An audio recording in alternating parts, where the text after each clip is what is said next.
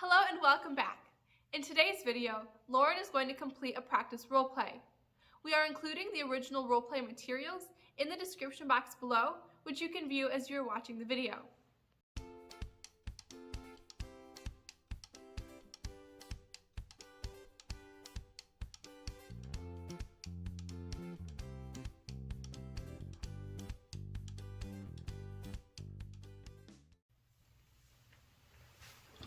Hello. Hi, how are you? Good. How are you? Notice how Lauren entered the room and began her presentation with a firm handshake and a friendly greeting. I'm excited to talk to you about some of the options we have for the floral department this year. As you know, some of our competitors have been on the rise with what we're doing with the floral department itself. We have a lot of competitors in the area that are also selling flowers, and so we're looking at the potential to change our flower department to be ready to make meals instead. Something that I think is really important to note with this dilemma right now is there is a lot of competition in the area. One of Lauren's performance indicators is to explain the concept of competition.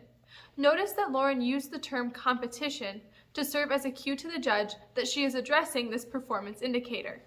And they're taking away our sales. Our sales right now with the flowers are only seasonal. They're only from November to May. We're really not getting much of our sales in the actual months of June through October. So I have a graph for you right here. This is what our sales break down to each quarter for our flowers. As you can see in Q1 and Q4, they're really high, but right in the middle of the year, the middle 6 months, they're really low. And so we're trying to change that. Using a visual in a role play is a great way to connect with your judge and differentiate from your peers. In this case, Lauren used a graph of quarterly sales from the information she was given in the role play. This also helped her to touch on the profit performance indicator. Trying to find a way to still make profit, even though we're not making a lot of those sales in that time frame. Something else I pulled for our data is in February, our flower sales are 12.7% of our entire store sales. Being a huge grocery store that we are, that is insane. That is an insane number for our flowers to make that up. I think that's probably because of the holiday that's right in the middle of that year. But then also like in July, it's only 0.6%. So if you compare that to the 12.7% that it was in February, that is insanely low. And so we're trying to combat that in some way. Students will commonly use filler words such as like, and so. If overused, these can become very distracting. Lauren does a phenomenal job of avoiding these filler words to create a smooth and fluent presentation. I think changing that to, changing the flower department into a ready-made meal department is a really great idea. I still think because flowers are seasonal and we are known as a one-stop shop for our customer base, I think we still need to have some sort of flower department in our store at all times of the year, whether it's bigger or smaller, depending on the time of year. I think that's still important. So I still believe that we need to keep the flowers in the store at some point the entire year. Feel free to incorporate business terminology into your role play that isn't explicitly stated. This can help to show your business knowledge to the judge. In Lauren's example, she may have included product mix or product service management to reinforce her business knowledge. But I do think making the switch to the ready-made meals is really important. Something that was of note to me was the idea that if we don't take the flowers completely out, then we're still losing sales in those second and third quarters. But if we take them entirely out and we don't have them at all during those second and third quarters, we're going to be losing some of our customer base, because they come to grab the easy-made flowers, the ready-to-make flowers. There are the competition in our area who are really specialized with what they do, and they can make the flowers in beautiful bouquets, and they're more expensive to us. And so I think having a flower department here is still important throughout the year. I think taking it completely away is probably going to be a risk on our end.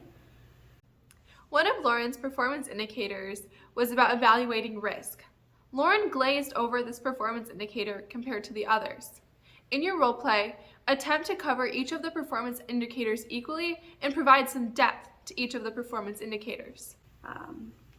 Something else I think is really important is that we really should match our flower sales if we continue them throughout the year. If we say like month of February when we have the 12.7% of sales in that month, I still think flowers should be a larger department during that time. I don't think we should keep a smaller selection. I think we should have a really larger selection. Obviously, if we're selling more flowers, we should have more for our customers. We don't ever want to run out.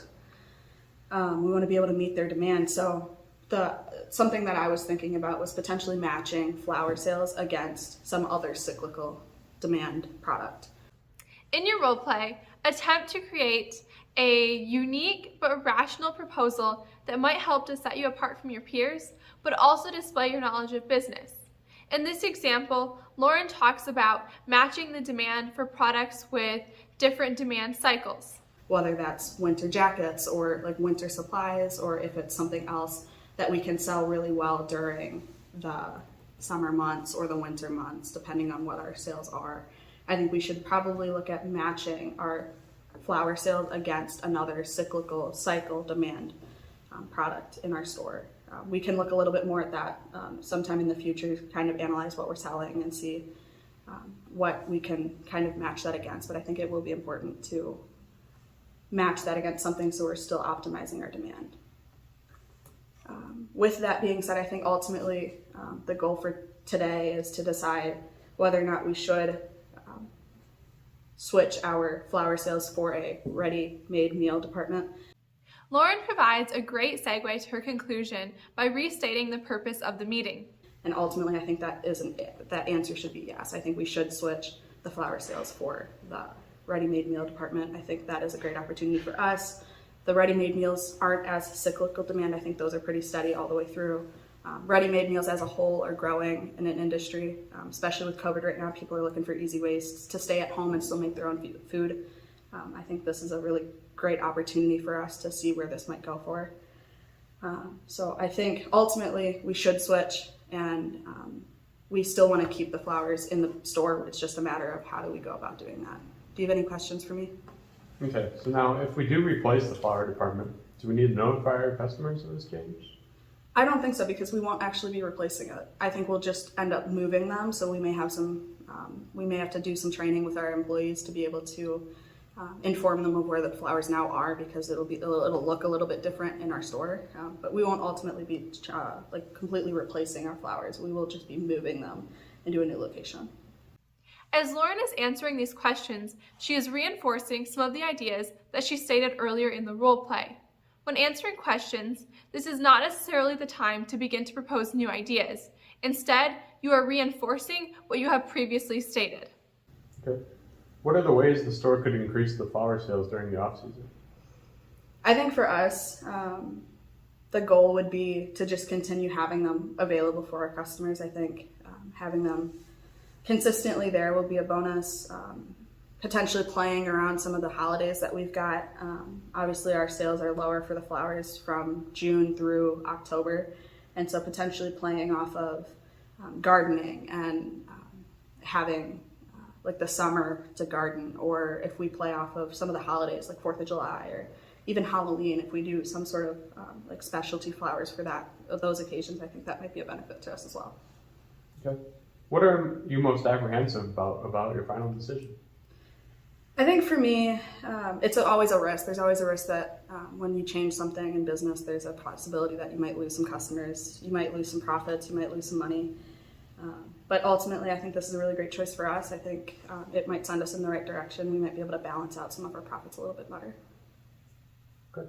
Wonderful. So with that being said, we still need to decide if we go ahead with changing for the ready-made meal department. We need to decide what item or what products we will cycle against our flower sales if we ultimately decide to go about that route.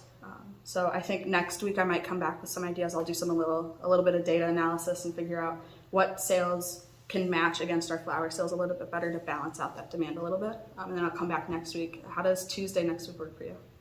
It is important to have a closing after answering the judge's questions. Lauren's closing is to ask for a follow-up meeting with her judge. Works for me. Perfect. I will see you then, and I will come with some data on what our options are for balancing our flower sales out. Okay. Wonderful. Thank you. Thank you. Have a good day. You too. Take a look at how I graded Lauren on her role play.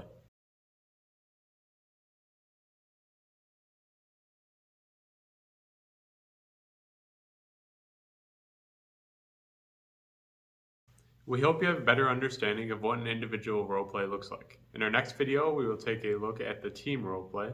Thank you for watching.